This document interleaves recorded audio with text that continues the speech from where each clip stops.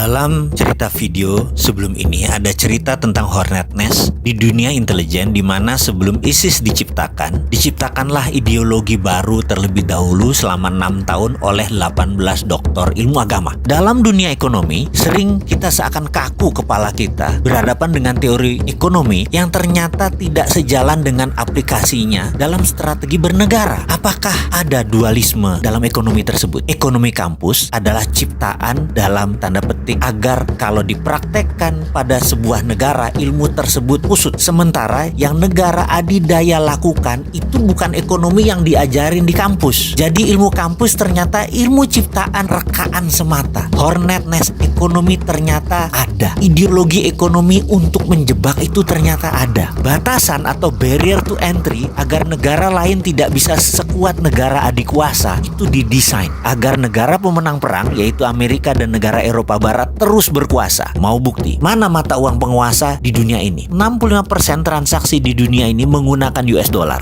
20% menggunakan euro, yen 4,7%, yuan Cina hanya 1,9% nilai transaksinya. Walaupun Cina menguasai mayoritas perdagangan sampai 50 atau 60% perdagangan dunia, dolar tetap underlying transaksi mereka. Memang mau Indonesia misalnya CPO-nya dibeli oleh Cina bayar pakai yuan. Terus yuannya tadi buat apa? Kita mau beli mesin misalnya untuk pabrik, mesinnya dari Jepang. Apa Jepang mau terima yuan? Nggak mau lah. Jepang mintanya dolar buat devisa mereka. Kok bisa begitu sih? Ini kesepakatan atas dasar suka sama suka atau atas dasar saya penguasa dunia, Anda harus manut dengan saya? Baik, kita akan bicara tentang currency warfare di sesi lain. Sekarang kita kembali ke topik. Misalnya lagi, dunia perbankan yang saat ini dianggap kunci sukses ekonomi, sehingga bank dicitrakan adalah penting untuk membangun ekonomi itu hanya bank. Padahal banking atau perbankan benar, tapi bank tidak. Bukan jadi kunci. Banking yang jadi kunci, bukan bank. Tetapi karena sudah ada doktrin di banyak otak para pejabat dan akademisi bahwa banklah yang terpenting, jadi bank harus dilindungi. Padahal bank itu didesain untuk orang kaya saja. Ini by design agar memang kekayaan menumpuk di komunitas 3%. Bank bukan buat semua orang. Dan itu sudah masuk di kepala kaum bankers di bawah sadarnya. Padahal bankers itu pelayan kaum kapitalis, bukan pelayan rakyat. Mau bukti? Maaf ya, kalau sudah bicara tentang banking, si Sontoloyo ini tegangan tinggi. Karena apa? Nyerempet riba, pasti tegangan tinggi. Kita lanjut. Misalnya dengan ada namanya asset based loan atau pinjaman berbasis aset. Itu hanya komunitas 3%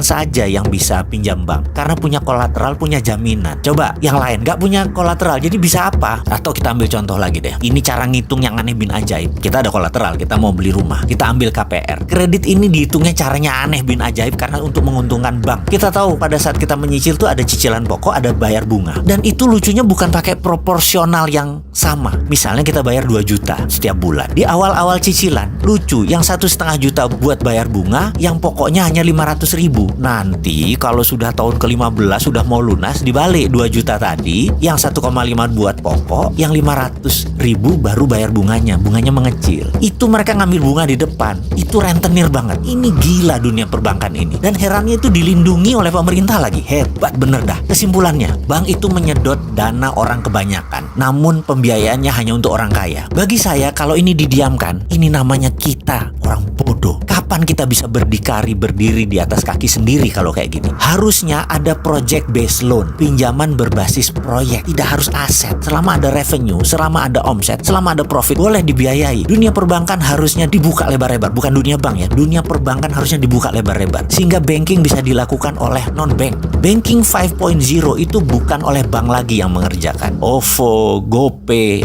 Alipay sejenisnya lah. Itu adalah banking system pembayaran. Dan itu di tahun depan sebentar lagi tidak terbendung kehadirannya. Ini semua akan terjadi di Indonesia. Jadi wahai bankers, mulailah berpikir, ubah banking system Anda. Banking akan bertahan sepanjang zaman, namun bukan bank. Bank itu sunset. Goodbye bank. Wahai pejabat negara, mulailah membuka diri atas banking 5.0.